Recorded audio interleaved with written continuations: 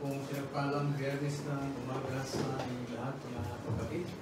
Good morning. So ay nagagalak na muli kayong makasama sa pagsamba at pagpuri sa ating Panginoon.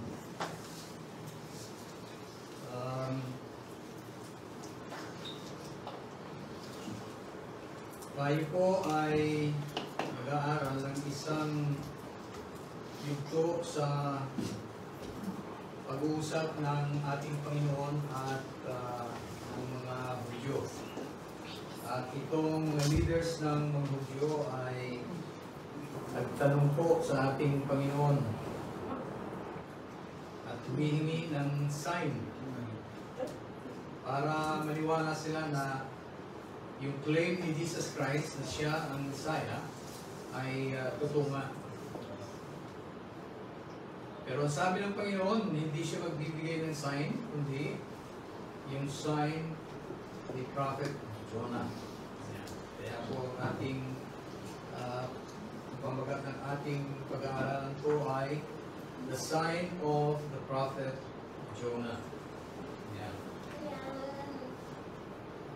Pag-aaralan natin ano itong sign ng Prophet Jonah.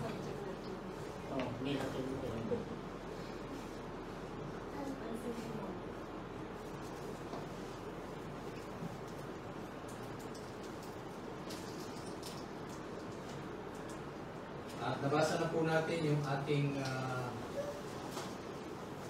key passages kung saan yung pag-uusap tungkol sa sign ay ating pong nabasa. Itong mga religious leaders ng mga Hudyo, ang mga scribes and Pharisees, yung mortal na kaaway ng ating Panginoon panahon nila, na sila dapat ang namumuna na i-lead ang Israel para sumampalataya sa ating Panginoon bilang kanilang Messiah. Sila pa po ang pinaka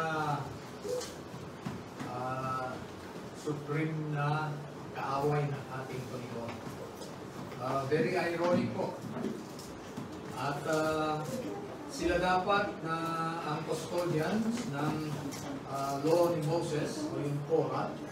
Sila dapat ang unang nakakaalam ng mga signs na hinahanap nila sa ating Panginoon. Dahil ang dami pong mga prophecies, explicit and implicit prophecies sa Bible, na kung maunawaan talaga, ay hindi po sila magkakamali na sumampalataya ng ating Panginoon ang siyang Messiah na kanilang hinihintay.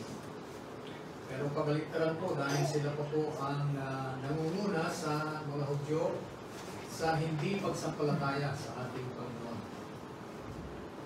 So ang sabi ng Panginoon, sa dami po ng signs na naipakita na ng ating Panginoon, ang sabi niya, hindi ako magbibigay ng sign sa inyo maliban sa sign of the Prophet Jonah. Sino po ang nakabasa na ng istorya ni Jonah sa Old Testament?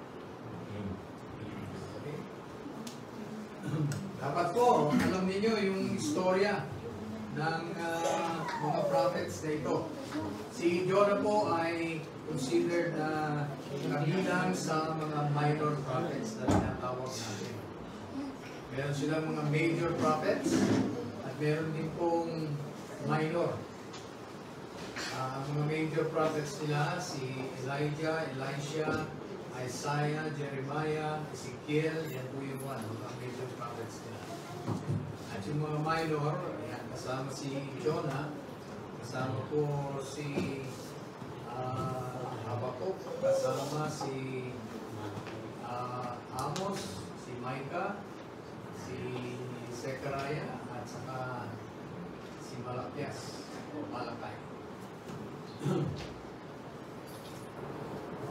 Si Jonah po ay nabanggit sa banal na kasulatan ang kanyang kasaysayan sapagkat siya po ay isa sa mga propeta ng Diyos na nagkaroon po ng propesiya tungkol sa ating Panginoong Kristo. And we only know it by hindsight dahil ang ating Panginoong Kristo na mismo ang nag-interpret doon sa kasaysayan ni Jonah. Lalo na po yung kanyang pagkalunok sa kanya ng malaking isda. At siya ay nanatili 3 days and 3 nights sa loob ng tiyan ng isda. Kaya ito, hindi na ang panunaw ng isda.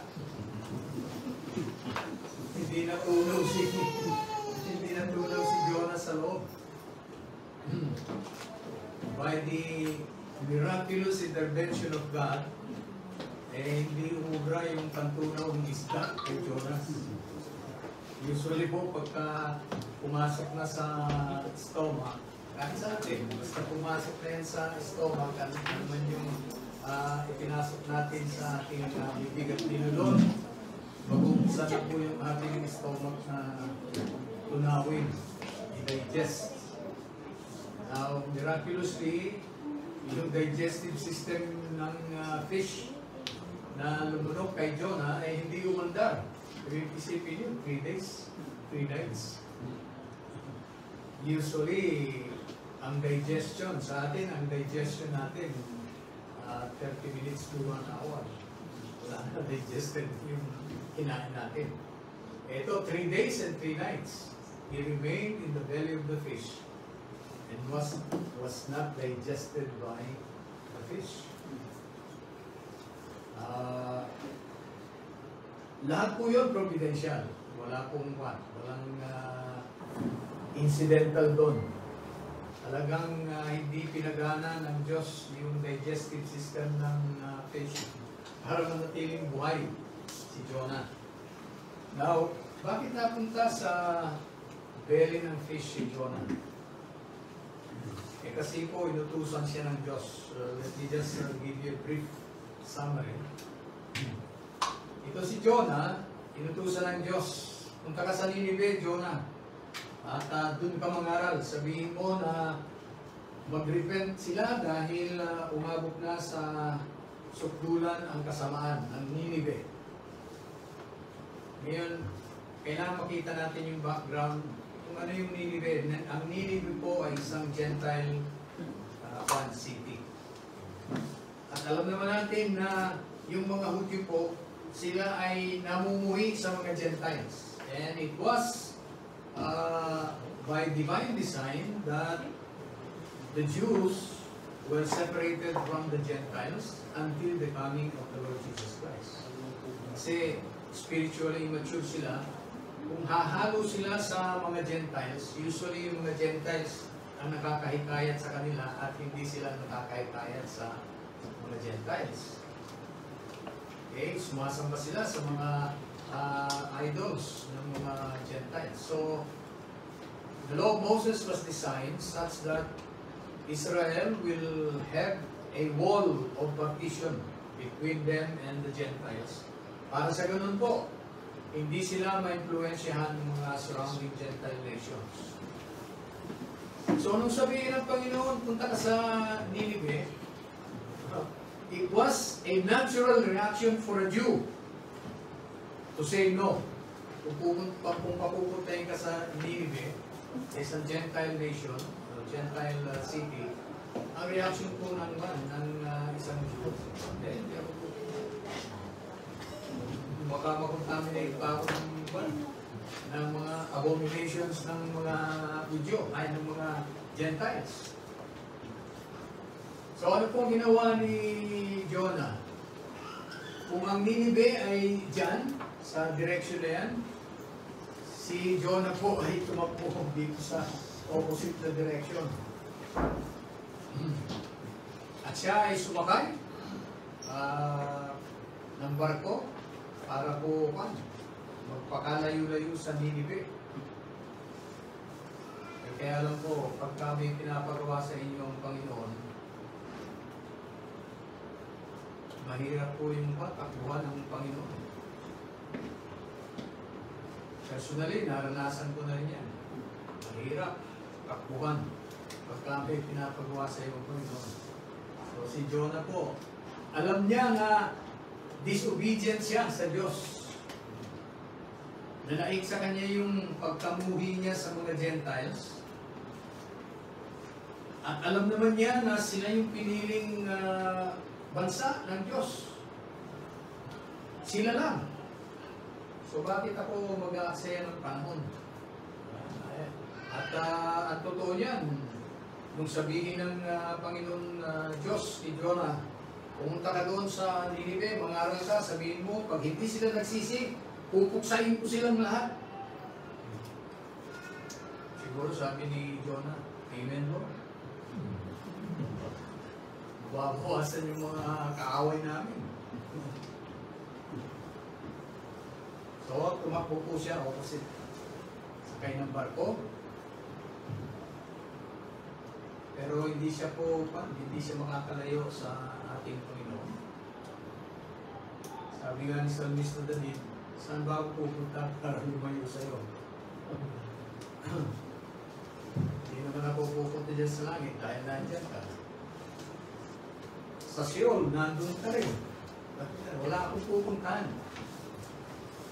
So ito si Jonah po, kumbaga, tinalabit ng Diyos. Jonah, matakbo ka sa pinapagawa ko sa iyo. Ibang direction yung mo, yung pinupuntahan mo. So nagpadala po ng bagyo. Nagpadala ng bagyo. At yung pong barko ay talagang lulubog na. At nagpapanik na yung mga tripulante at saka yung kanilang mga sakay. Ayun, nagpana si Jonah, sabi niya, kumbaga, sorry kaya nangyayari ito sa inyo dahil sa akin. So, mabuti pa, itapon nyo na lang sa dagat. Nagpun pa yung mga tripulante.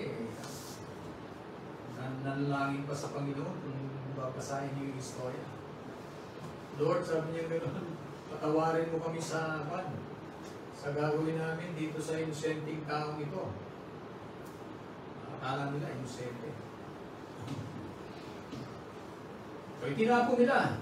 Sinalo naman po ng malaking isda. Napakalaking isda yun. Dahil kung sasalumin siya at dire-diretso siya sa lalamunan ng isda, sobrang laki talaga ng isda. So 3 days and 3 nights, nandun siya sa loob ng isda. At doon po nanalangin si Jonah. At nagsisi, nagpuri sa Panginoon, at ang nila po na gagawin niya yung ipapagawa ng Panginoon. At meron pa siyang kilala kita Lord Kaya, kumbaga, pinaparaphrase ko na lang, kilala kita Lord Pagka ako ay pupunta doon at mangangaral, at pagkatapos sila ay magsisisi, sigurado hindi mo sila pumuksain. Gusto talaga niyang mapuksain yung Ninive Dahil Gentile city nga. Kilala kita merciful ka So, ang ginawa ni nung igawa na siya, pumunta na siya sa Ninive at nangarap. At yun nga, yung mga tiga-Ninive, tao sa Ninive, sila po ay nagsisi in sackcloth and ashes. Pinakita talaga nila sa Panginoon ang kanilang taos-pusong pagsisisi at yung galit ng Panginoon sa kanilang kasamaan ay napawi. Na obviously, nagbago yung mga tiga-Ninive. Alam niyo po, pagka tayo nangangaral, tuwa tayo pagka tinatanggap ng pinangangaralan natin yung ating pinangangaral. Pero si Jonah, baliktad, nalungkot naman siya. Ibig sabihin nito, hindi papatayin ni Lord itong mga nagsisi Siguro habang nangangaral si Jonah, kabaliktaran, habang nangangaral ng isang preacher, nananalangin yan. Sana may tumanggap dito sa mensahe niya. Si Jonah naman, siguro habang nagpipreach siya, ang panalangin naman niya, wala sana tumanggap. Wala sana tumanggap para malipol lahat ito. Eh yung buong city, from the king hanggang sa mga servants niya, talaga pong nagsisi ang buong siyudad ng Nineveh. At yung judgment ng Diyos sa kanila ay hindi ko natuloy. Yung kahatulan na dapat sana ay ipapataw ng Diyos dahil sa kanilang mga kasalanan, yun po ay hindi natuloy. Kaya ang sama po ng loob ni Jonah. At para siyang nagmamaktol pa. Naupo siya doon sa ilalim ng isang puno, sumilong siya dahil mainit.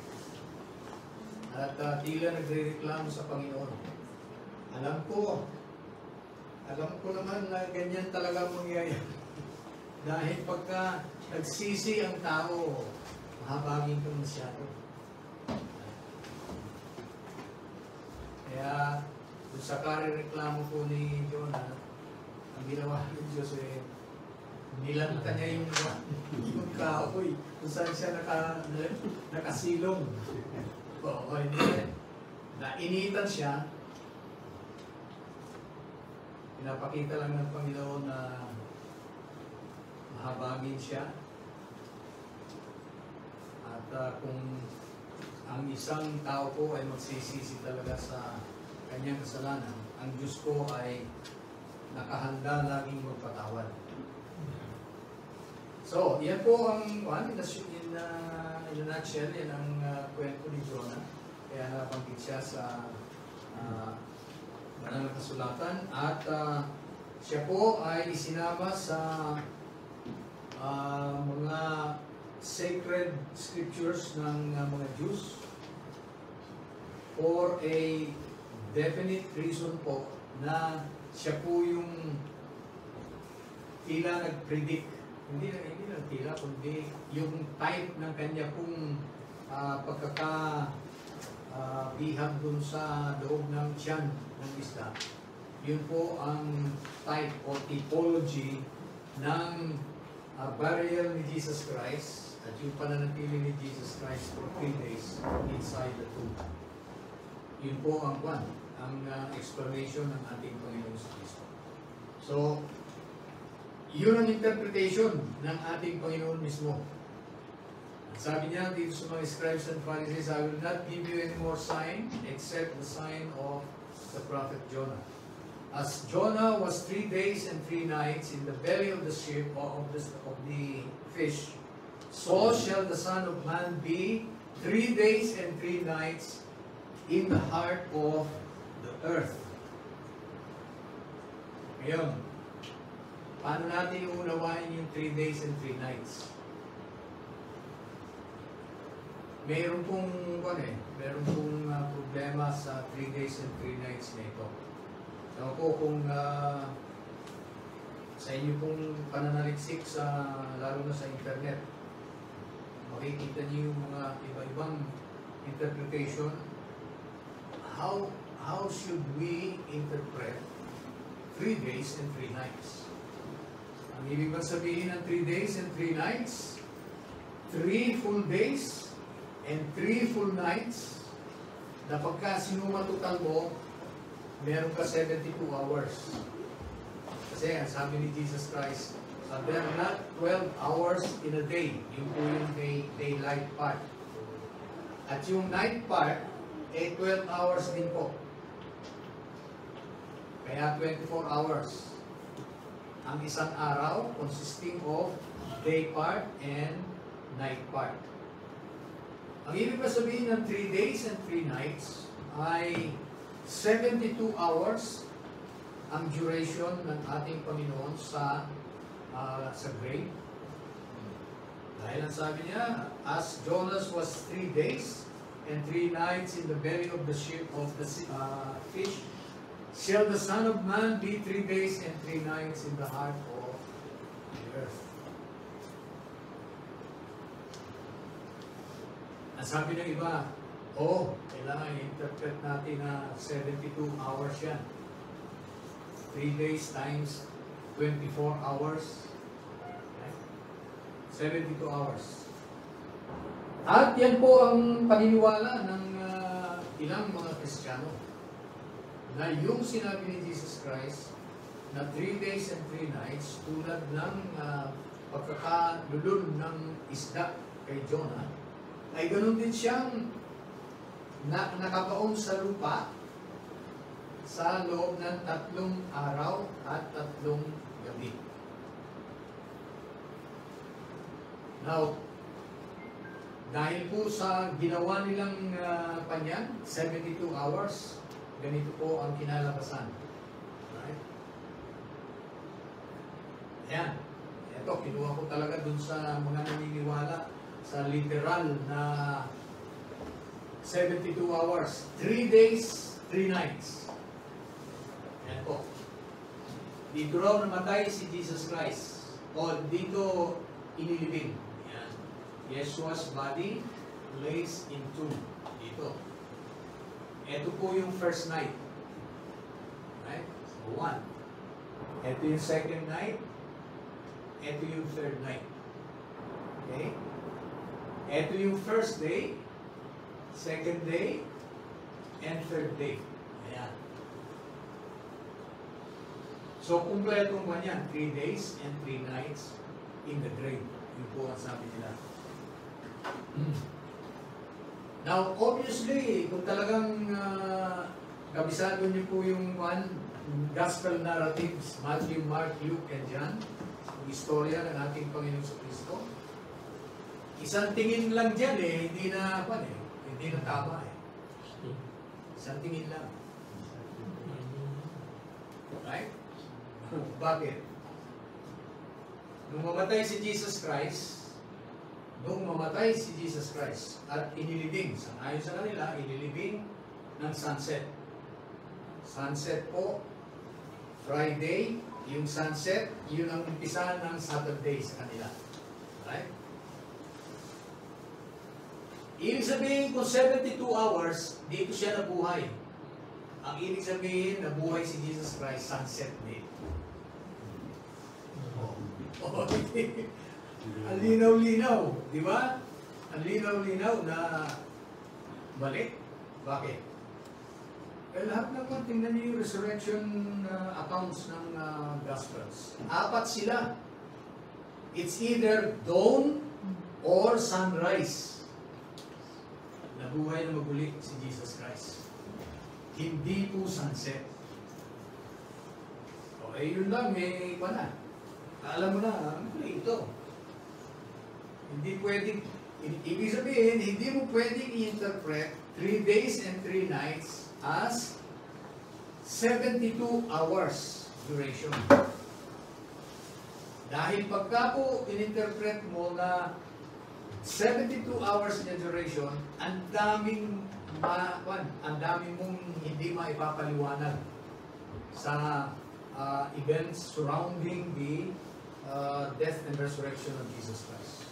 Marami kang hindi maipapaliwanag. Irreconcilable na discrepancies. Lalabas dito, Wednesday po yan. Ito, Wednesday, Thursday, Wednesday night. So ito, panito, Thursday, Friday, Saturday.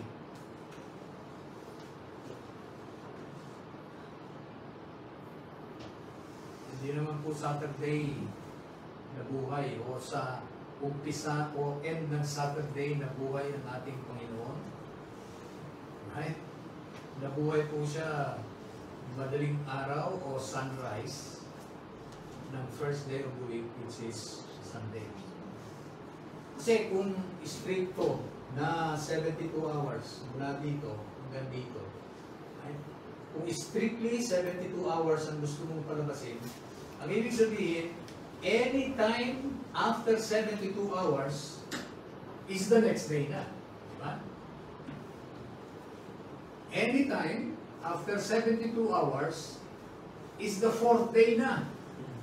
And linaw-linaw naman po sa banal na kasulatan, ang ating Panginoon ay nabuhay on the third day. Hindi fourth day. So kaya, itong ganitong paniniwala, hindi po naaayon yan sa mga details ng mga events sa death, resurrection of Jesus Christ. At pati yung mga pronouncements mismo ni Jesus Christ. I will be handed over to the chief priest and the Pharisees and will be killed, but on the third day I will rise again. On the third day, hindi on the fourth day. Lalabas dito, fourth day na magra-rise. Dahil kung kukumplituhin mo yung 72 hours, kailangan palang kumplituhin mo yung 72 hours. Any second after 72 hours is the fourth day. Eh, pinotar mo yung sinabi ng mismo ng Panginoon na He will rise from the dead on the third day. Hindi po fourth day. So maraming kwan po ito, obvious na kwan, glaring na discrepancies. Ewan ko ba kung bakit may mga Kristiyano pa na napapaniwala nito? Okay?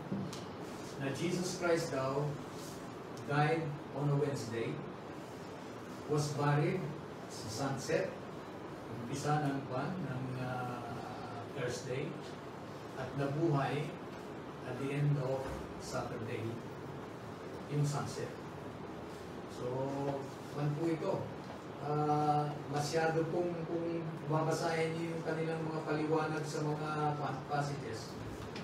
Eh, kwan po, para bang malinaw na nakuha na lang eh. Pilipitan na lang para mapalabas lang nila na 72 hours talaga. Para ang pinapatunayan nila, totoo yung sinabi ni Jesus Christ na 3 days and 3 nights.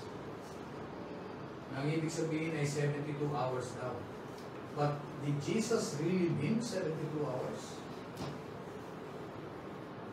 Hindi po. Ang ibig na sabihin ng 3 days and 3 nights, 3 days. Right? Yun po ang ibig sabihin daw. 3 days. Yun lang po ang ibig sabihin. It could be, ibig sabihin, part of any part of the day. Dahil sa ating paniniwala, namatay siya Friday. Isang araw yun. Right? Buong Saturday, nandun siya sa loob ng libingan. And then, madaling araw ng Sunday, nabuhay siyang muli. So, Friday, Saturday, Sunday. 3 days. At pagka titingnan po natin yung account, makikita natin na part lang ng Friday, the full day of Saturday, and part of Sunday. Yun po ang one.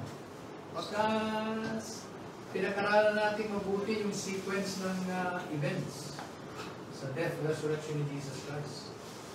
At kung isusuma natin, namatay siya ng alas 3 ng Biyernes. Yun po yung tinatawag na sa mga Hudyo, yun ang kanilang 9th hour. Alas 3 po yun. At ang ating Panginoon po ay inilibing. Nagmamadali pa yung mga Jews na naglibing sa kanya, kasama si Nicodemo at saka si Joseph o Arimatea. Nagmamadali sila dahil ayaw nilang malubugan ng araw dahil Sabat. Right? At nung specific o particular na Sabat na yon, ang tawag ni John, High Sabbath yun. Bakit naging High Sabbath? Pagka po nag-coincide ang isang annual feast nila o annual Sabbath, sa weekly Sabbath nila, ang tawag nila ay High Sabbath. Okay? Sa NIV yata, ang tawag ay Special Sabbath. Kahit sa ibang translation, High Sabbath ang tawag. Dito sa pagkakataong ito, yung annual feast ng mga Jews na Passover, in commemoration of their leaving Egypt, yung Passover nila. At saka yung weekly Sabbath, nagtagpo. Okay? So, high Sabbath sa kanila ito. At dahil special na Sabbath ito, lalong ayaw nila, kumbaga, doubly holy ito. Right? Kung yung weekly Sabbath, ang sabi ng Panginoon Diyos, this is holy for me. So it must be holy for you also. Holy na yun, holy one din. Holy Sabbath din ang Passover.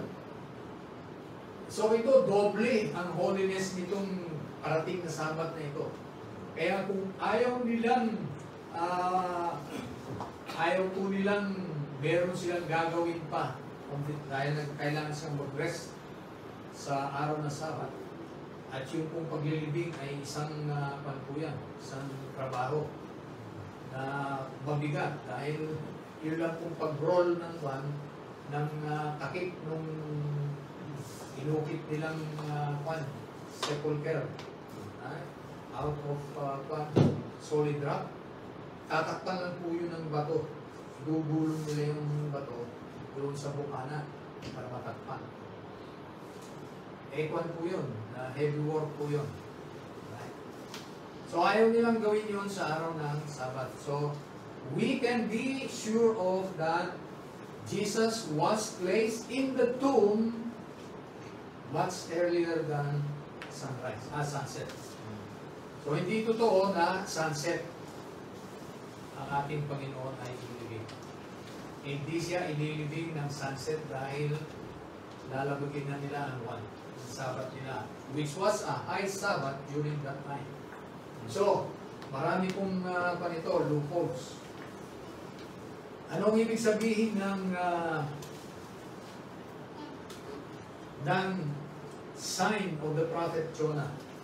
Ito po yung katumbas ng 3 days ng ating Panginoon sa loob ng libingan. 3 days po siya. Sa Friday, inabutan siya, nandun na po siya sa loob Friday pa before sunset.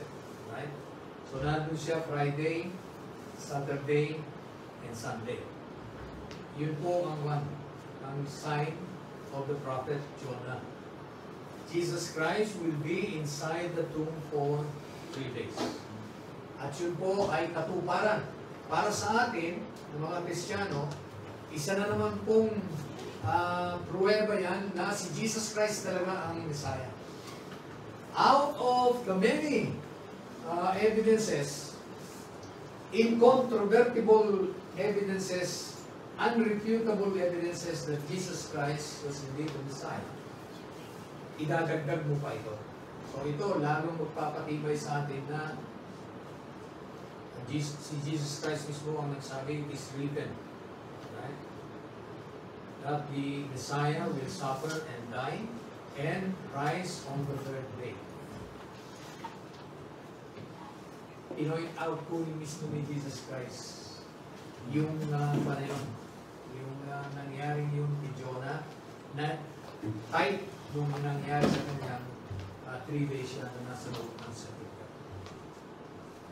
Ang sabi ni Jesus Christ nung kausap niya yung 11, wala si Judas, right?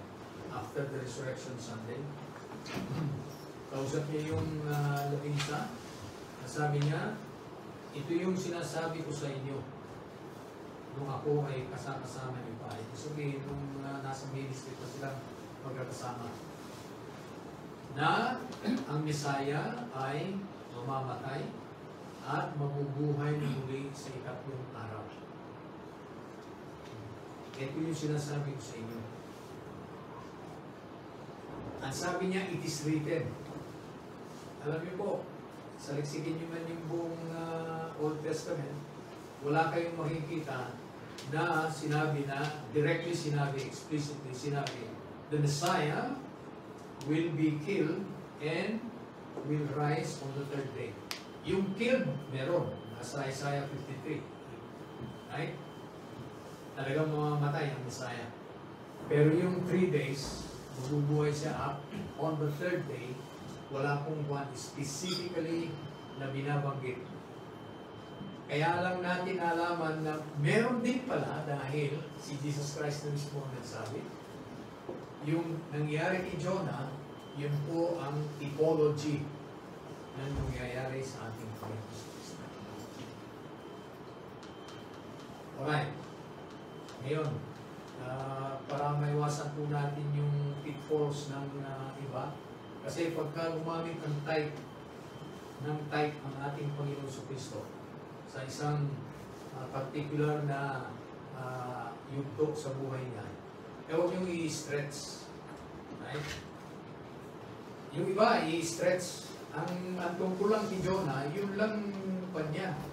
Pagkatulong sa loob ng tiyan ng fish for 3 days and 3 nights or for 3 days. Right? Yun lang po ang type. Si Jonah mismo, hindi siya ang type ni Jesus Christ. Si Jesus Christ po hindi tumatakbo. Ang sabi niya, I always do what the Father tells me to do. Si Jonah, hindi. Kaya huwag niyo sasabihin na si Jonah type typology ni Jesus Christ. Yun lang pong pagkakakulong niya sa loob ng belly ng fish. Yun lang po. Huwag niyo nang i-stretch pa. Ay, kung ano yung buhay ni Jonah, baka sabihin niyo kung paano si Jonah, ganun din si Jesus Christ. Tumakbo si Jesus Christ, tatakbo rin niya. Walang ganun. Right? Doon lang pong sa 3 days and 3 nights of belly. Yun lang po ang typology na ni Jonah. Huwag niyong i-stretchin yung typology na yan. Okay, so sa atin po, ano ang ibig sabihin nito? Katuparan ito ng isa na namang type o typology para po ilarawan at makilala yung Messiah sa kanyang pagdating. Si Jesus Christ na mismo ang nagpaliwanag sa kanya kung ano ang ibig sabihin nung pagkakalulong ni Jonah at pananatili niya 3 days, 3 nights sa belly ng fish. Ang Panginoon mismo ang nag-interpret. Yun ang typology ng 3 days niya sa libingan. Ngayon,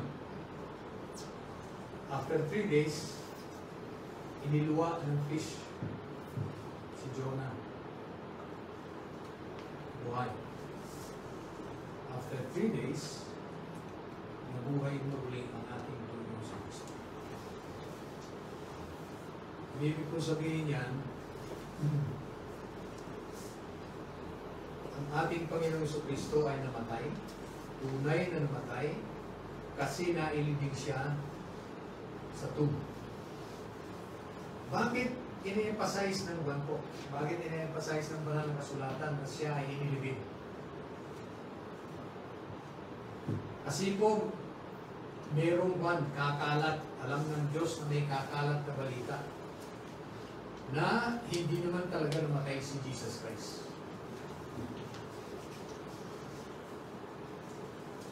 Hindi naman talaga siya namatay. Yung iba daw ay hinimatay lang siya. Hindi namatay, kundi hinimatay lang.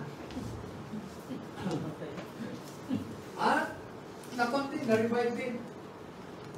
At alam niyo po, isa yan sa mga theories na kumalat sa mga Jews. Ilang pa niyan theories. May theory na ninakaw daw ng mga disciples niya yung kanyang body at pinalabas na nabuhay siya maguli. Yung iba naman, dahil sa lamig daw ng kwan, hinimatay nga eh. Nung ilagay sa punto, dahil sa lamig ng kwan, nung atmosphere sa loob ng puntod, nahimasmasan yung hinamatay. Maraming one. Just to disprove that Jesus Christ really rose from the dead. Kaya inanticipate na ng Diyos. Lahat itong witnesses, yung gospel narratives, right? Lahat po yung apat na yan, talaga pong in-emphasize nila na Jesus Christ was buried in the tomb. Sino lang po ang one? Inililibing. Hindi yung patay. Pagka sinabi mong inilibing na, anong ibig sabihin? Patay na. Patay. Malaking kasalanan mo, inilibing mo yung buhay. Kaso yan, malaki. Pero kung patay ang inilibing mo, wala kang kaso.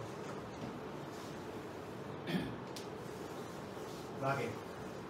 Dahil ang mga patay ko talaga ay inilibing. Yan po ang one. Yan po ang katotohanan. Kaya ini-emphasize ng ating banal na kasulatan, Jesus Christ died and was buried because the burial is the proof that He really died. Yun po ang one. Yun po ang reason kung bakit ini-emphasize yung buried. Jesus Christ was buried. Hindi lang Jesus Christ died. He was buried. Sahin niyo po yung 1 Corinthians 15. 3 and 4.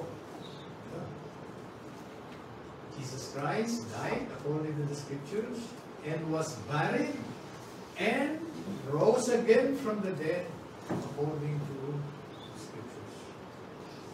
Kasama po yung burial. Dahil yun po ang nagpapatunay na si Jesus Christ talaga ay namatay. Dead people are buried.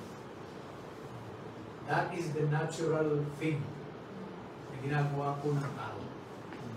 Kaya nung inibing ang ating Panginoong Jesucristo, ang ibig po sabihin niya, talagang siya ay namatay. Hindi lang siya hinimatay, kundi talaga pong namatay ang ating Panginoong Jesucristo. Ang katunayan niyan hindi lang po yung pagkakalibing niya ang nagpapatunay na siya namatay talaga. Dahil kinailangan siyang tusukin sa tagiliran para lang masigurado dahil yung dalawa niyang kasama na thieves on the cross binalian ng mga buto yun. Ibig sabihin talagang pinatay. Dahil, buhay pa sangayon sa mga Hudyo, hindi kailangan binigyan na nila ng instruction. May instruction na ang mga Roman soldiers na itong mga ipapako sa krus na ito ay kailangan mailibing din bago sunset. Dahil again sa belief ng mga Jews na merong nakapako sa krus during the Sabbath. So, yung tingnan nila, buhay pa, gumagalaw pa itong dalawa. Magsasunset na, palubog na ang araw. So, ang ginawa nila, pinagbali-bali na nila yung buto nung dalawa. Patay. At nung sa ating Panginoong Kristo, mabalihan na sana siya ng buto para mapatay na nila. Sinabit na nila, patay na. Para matiyak na patay na, inulos nila sa tagiliran at nag-separate na po yung nag-separate na yung blood at saka water. Pagka namatay na ang tao, se-separate na po yung blood at saka water sa katawan niya. So napatunayan nila, mapatay nito. So hindi na natin babalihan ng mga buto. At natupad yung yung prophecy na naman na not one bone sa Messiah will be broken. Wala. So natupad na naman. Another prophecy na siya nga yung Messiah. So, yung pagkakalibing niya nagpapatunay na siya talaga po ay namatay. Kaya yung pagkabuhay niya maguli ay garantisado po talagang resurrection po yun. Resurrection yun from the dead. Hindi po yun resuscitation nung nag-pass out lang. Resurrection po talaga yun. Okay? Yung death ni Jesus Christ ang nagpapatunay, yung talagang namatay siya, ang nagpapatunay na nabuhay siya muli. Bakit kailangan matiyak natin yun? Alam niyo po, dahil una, kung hindi siya namatay at hinamatay lang, and then later on, na-resuscitate, ibig sabihin, hindi siya nagbayad ng kasalanan natin. Malaking problema sa atin yan. Ang bayad ng kasalanan ay kamatayan. Eh kung hindi naman pala siya namatay, hinimatay lang siya, walang kasalanan na bayaran. Kaya yung mga theories, conspiracy theories na yan, na hindi naman talaga namatay si Jesus Christ, eh malaki po ang ibig sabihin yan para sa atin. Kung hindi talaga siya namatay, wala pong nagbayad ng ating mga kasalanan. So wala tayong hinihintay na langit. Wala tayong hinihintay na eternal life. Wala naman pong nagbayad. Pero kung talagang siya'y namatay, may nagbayad. At kung siya ay muling nabuhay, ang ibig sabihin, nabayaran lahat. Amen. Hindi naman siya lalabas doon na hindi bayad lahat. Kaya ito po, talagang pinangahawakan ito ng mga tunay na Kristiyano. Namatay si Jesus Christ, ibig sabihin, bayad ang ating mga kasalanan. Muli siyang nabuhay, ibig sabihin, nabayaran lahat. Sabi po sa atin, if Christ was not raised from the dead, you are still in your sins and your faith is useless.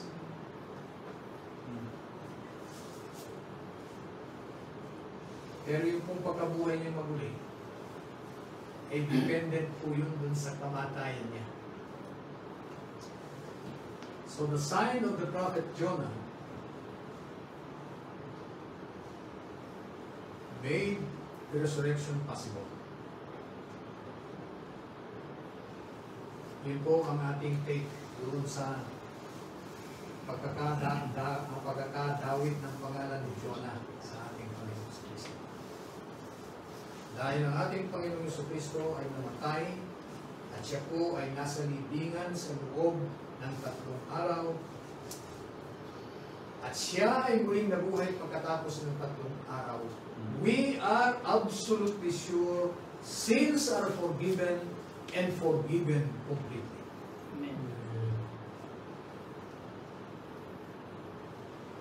Kaya, alam nyo, lahat ng Kristiyano dapat natutulog ng mahimbing sa gabi.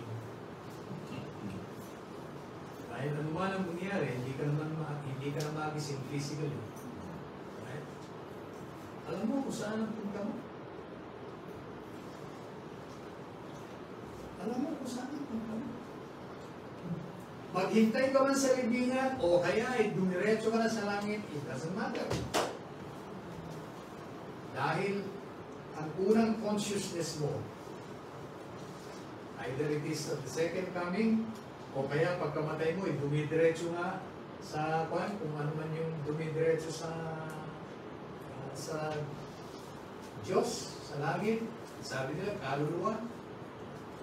Whichever, ano man ang paniniwala ninyo, it doesn't matter. Dahil at the first point of your consciousness, ang makikita mo, ang ating tagapagligtas na Panginoon. So,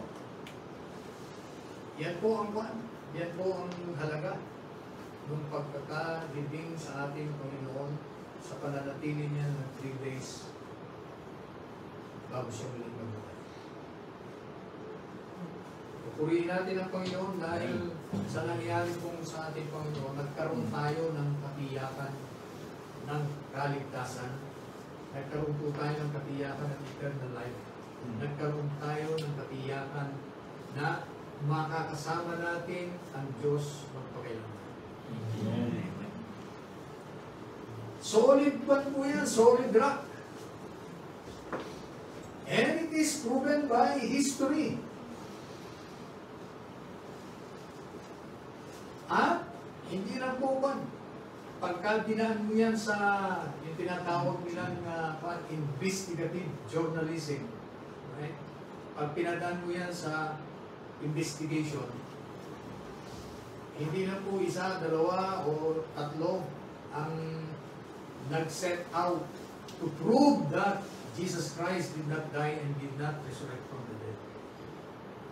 Using the biblical record, lalo na po yung Matthew, Mark, Luke, and John.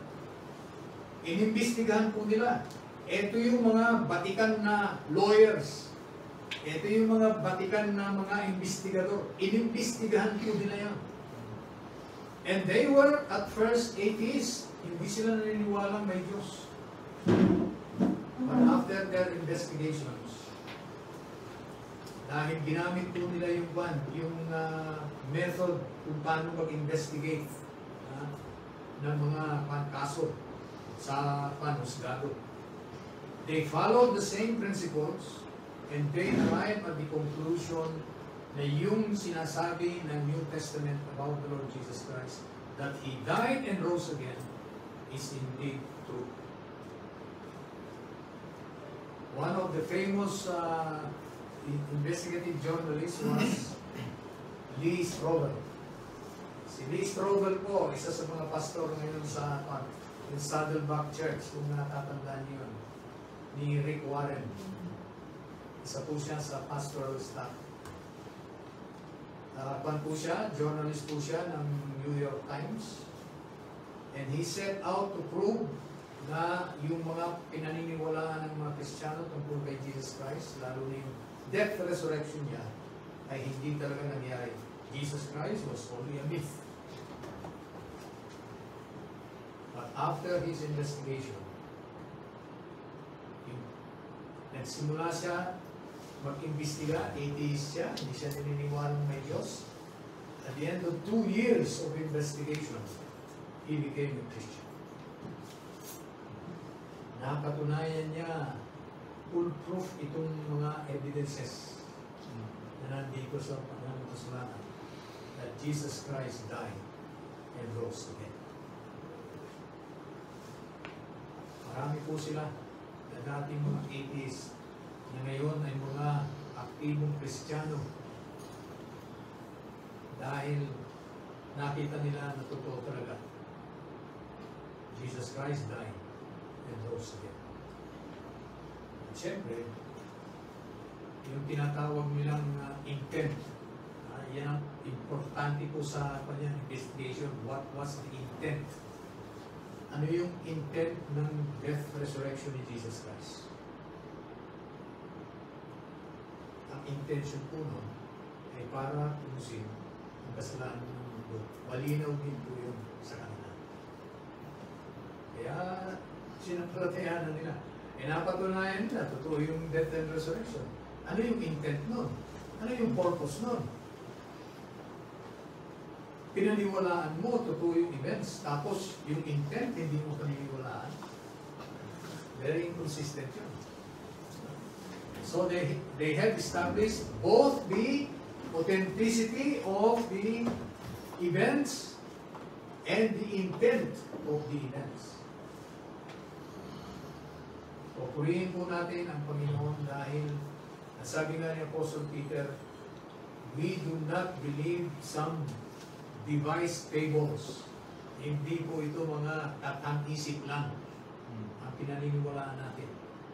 Kundi ang ating pong pinaniniwalaan, solid rock, na batay po sa history, provable, right?